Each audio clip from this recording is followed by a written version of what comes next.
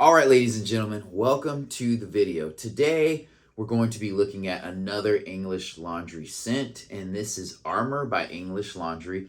So this is a relatively new release. I picked this up at my local TJ Maxx for $12.99.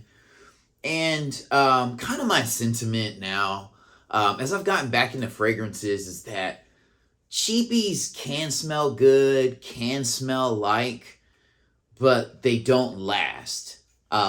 And that's kind of the main thing with them. And I feel like that's kind of the case with English Laundry Armour. This is a good scent.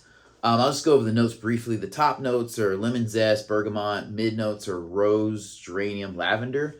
Base notes are musk, oak moss, and patchouli. I've looked online and people say it has like a powdery kind of...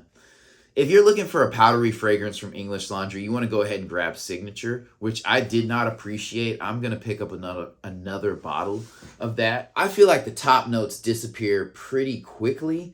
This definitely dries down to more of a skin scent, so I'll keep this brief.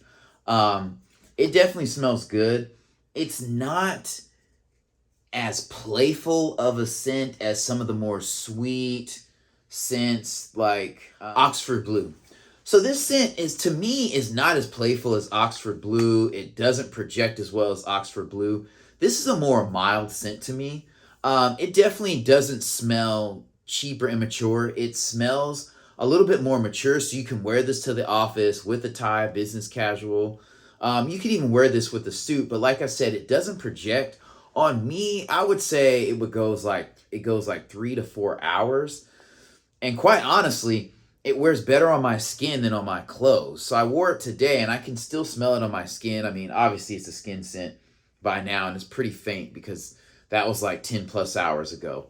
So I would say you probably get projection, maybe 2 or 3 hours. Fourth hour, going from 3 to 4, you maybe have a sillage. And then after that, it's basically a skin scent. So you'll probably have to reapply midday, but this is good for like office, traveling on an airplane, in an Uber, because if you lean over on somebody or you're working together on a project, you're sitting beside somebody at a conference table, you're not going to overwhelm them, but you're going to smell, classy and mature. I do like that it's not super heavy. Like I said, the lemon zest and the bergamot don't last very long to me. The rose, geranium, and lavender, I can smell those. But really, the base notes is what it dries down to. To me, the geranium kind of hangs around. The rose, you kind of smell more towards the top with the lavender. I wouldn't pay full price for this. Like, if you see this at a discount retailer, it's worth it. I only paid $12.99. I think English Laundry is a solid brand. You just have to overspray. I would probably pay upwards of 30 or 40, but... this house is a good house to kind of cut your teeth on fragrances. So these smell like different types of fragrances. I don't know. This is probably the last English Laundry fragrance I'm going to do. Sorry, I'm a little tired. I think I'm going to transition not to a fragrance channel or anything like that, but just more mainstream fragrances, not ones that you would find at discount retailers regularly. Like Versace and Armani, their fragrances, things like that, because back in the day, like 2015, 16, 14, when I used to buy those, they would last for 8, 9, 10 hours. I remember I went out somewhere and the next morning I got up and went to Quick Trip and it was on me.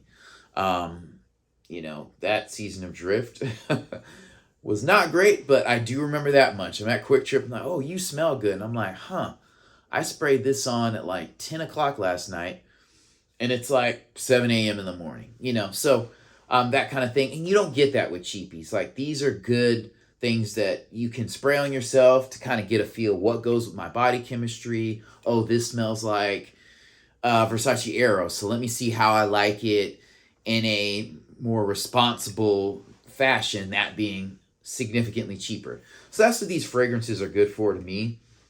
This one, as far as English Laundry goes, I'd probably say London's my top. Cambridge Night is probably number 2, and then Oxford Blue is number 3. Just because Oxford Blue has this mass appeal. You're going to get compliments. None of them last a super long time to me, but it's kind of in the middle of the pack for me as far as smells go. But because you get all the compliments, it's kind of intoxicating, so I'll put it high up. And then Cambridge Night smells really, really good to me. Just as good as London, but London's just a different fragrance. It's not something you smell more commonly. So many things have kind of mimicked Invictus Aqua. So many houses and manufacturers or fragrance people have recreated or done inspired by that scent. So it's a little bit more commonplace.